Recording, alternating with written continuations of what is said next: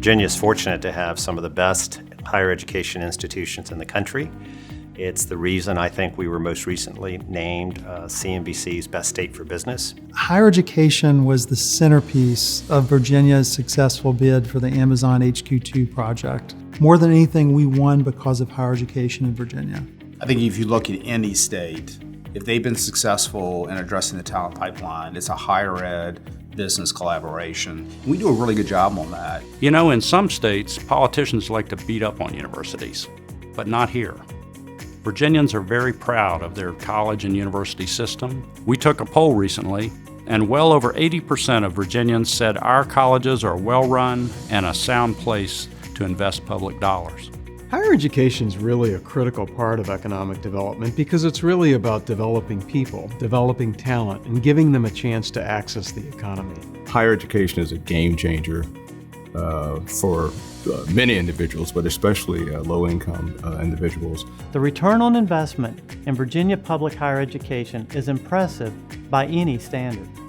For every dollar invested, Virginia realizes $21 in gross state product, and it more than pays for itself, returning almost $2 to the state treasury.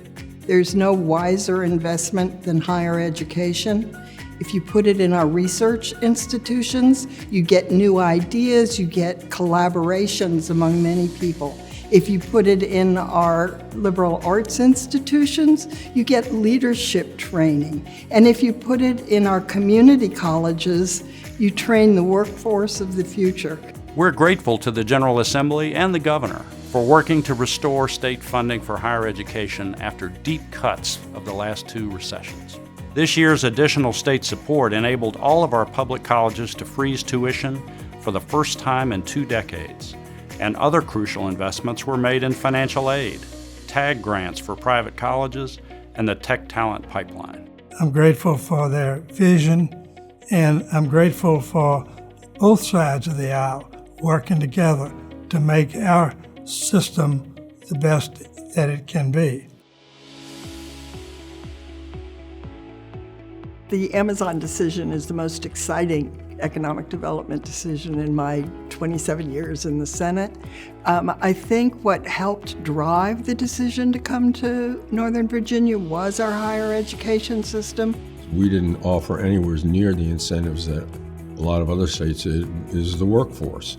A highly educated, highly technically skilled workforce. The centerpiece of Virginia's successful bid for the Amazon HQ2 project was a novel, historic tech talent investment program to more than double our pipeline of technology-intensive graduates in fields like computer science, computer engineering, software engineering, and so forth. It used to be the jobs would go to the best tax policies. Now the main determining factor on where the jobs are going to go is talent. There's a realization by the four-year institutions and the community colleges that they must be much more engaged in economic development. Well, you know, more degrees aren't as important as the type of degrees that you need. You know, in your STEM, your high-demand areas, and I think what we've tried to do working with the universities is incentivize where we can to help encourage them to produce the degrees that are needed and necessary for us to grow our economy. We have a lot of businesses in Virginia that are having difficulty recruiting employees. And to some extent there's some mismatch between what the needs of the business community are and what the trainings that's provided in both community colleges and in four-year institutions. It is disturbing that we have lost some of the graduates that we paid to get educated and they find opportunities elsewhere. And we need strategies to retain them. A key strategy for keeping talented young people in Virginia after graduation, whether they're an in-state or out-of-state student, is for them to have a significant internship experience with a Virginia-based employer. The idea about internships is all about dot connection. We have students who didn't have work experience. We had businesses telling us that students were not necessarily prepared with the soft skills. What we have is a really great experience of people who go in, have an internship. We have a lot of people that end up getting jobs. That was a lot of my friends' experience after this summer, was getting jobs, full-time job offers after they graduate. You know, I can learn all of these things of how to do and make and create and think through process. It's not until, you know, you walk into a business and, you know, there's a deadline. It's such an enriching experience that I can't replicate in the classroom. Virginia has incredible schools, but the environment and requirements continue to change at a rapid pace, and we need to make sure that our students have access to those changes. One of the great benefits in Virginia is that we have such an incredible diversity amongst our higher ed institutions.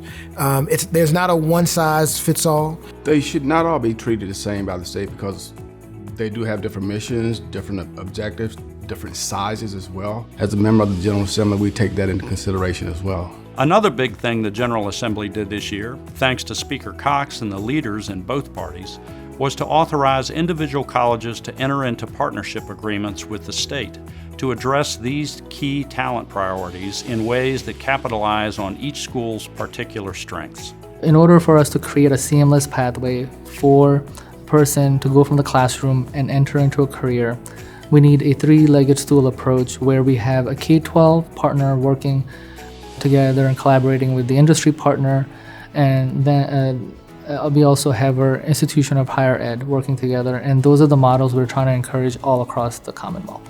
Well, the University of Mary Washington and Germanna, they jointly are working on a Pipeline to Promise initiative where they ask us to get the private sector involvement. They've pulled in the secondary school systems. And it's all about speed to degrees, speed to credentialing for our high growth occupations, high demand occupations in the region. So when you put all this together, you have a powerful talent development engine.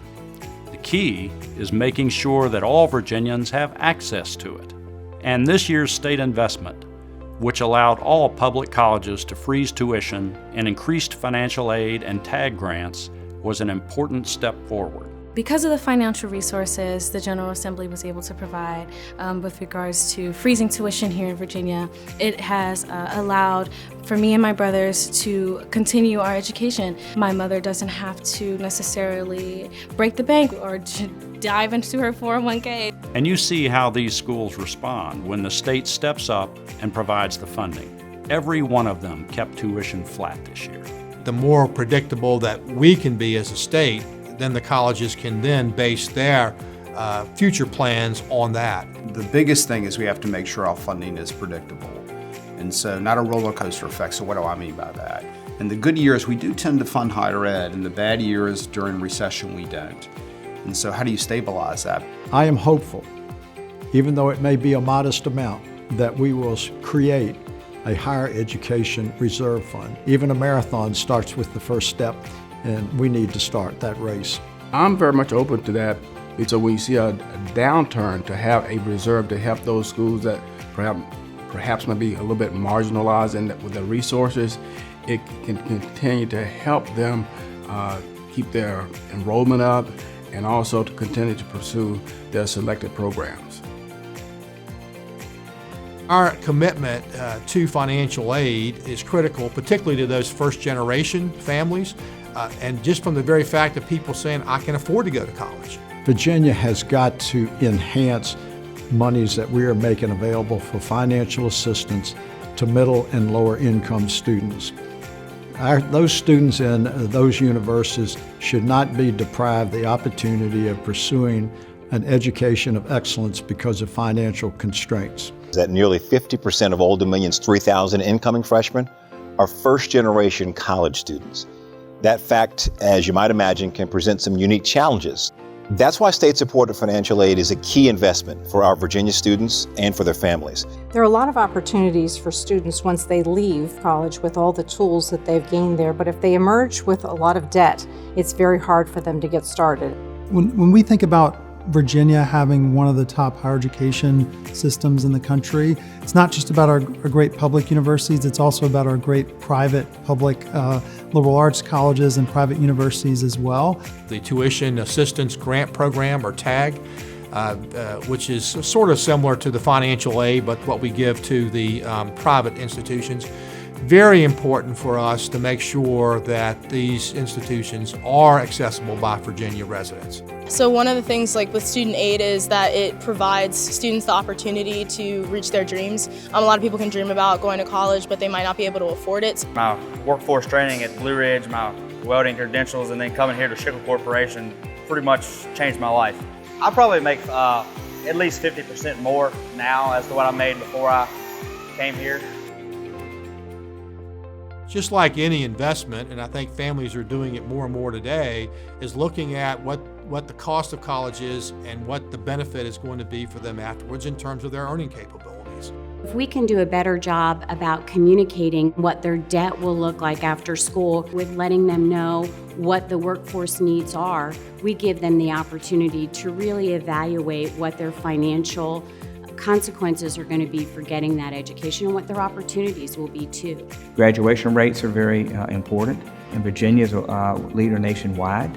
And wherever we can improve on the graduation rates, it does help at the end of the day with the cost of attendance. As we move toward greater transparency, I think we're going to enable our students to be more informed consumers, to make more informed choices. The value proposition that a higher education degree provides to a young person is really incalculable.